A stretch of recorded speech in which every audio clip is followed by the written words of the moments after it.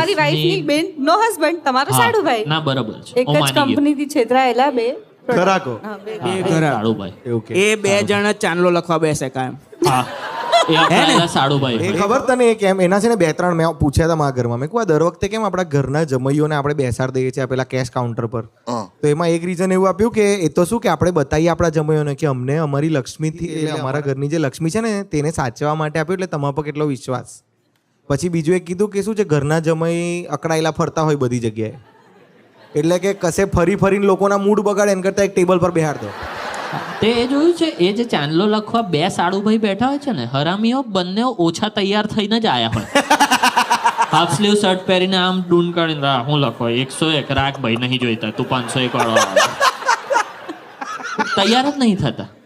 મારી મમ્મી છે ને ઓલવેઝ 7-8 કવર લઈને જાય લગ્નમાં કારણ કે એને ખબર છે એના જ બધા જે સગા સંબંધો છે એમાંથી 2-3 લોકો કવર નહીં લાયા હોય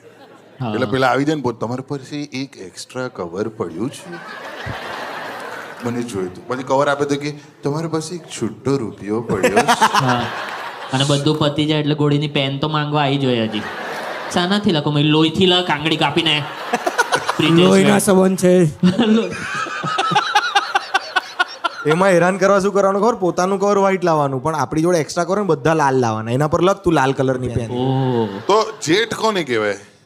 જેઠ એટલે ઘરના હવે બે એ છે તમને ખબર છે મને ખબર એટલે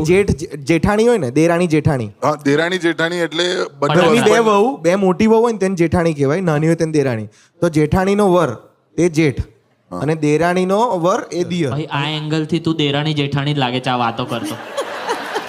એકદમ ગોસિપ ગજબ યાર ગેમ ઓફ થ્રોન્સ જેવું આખું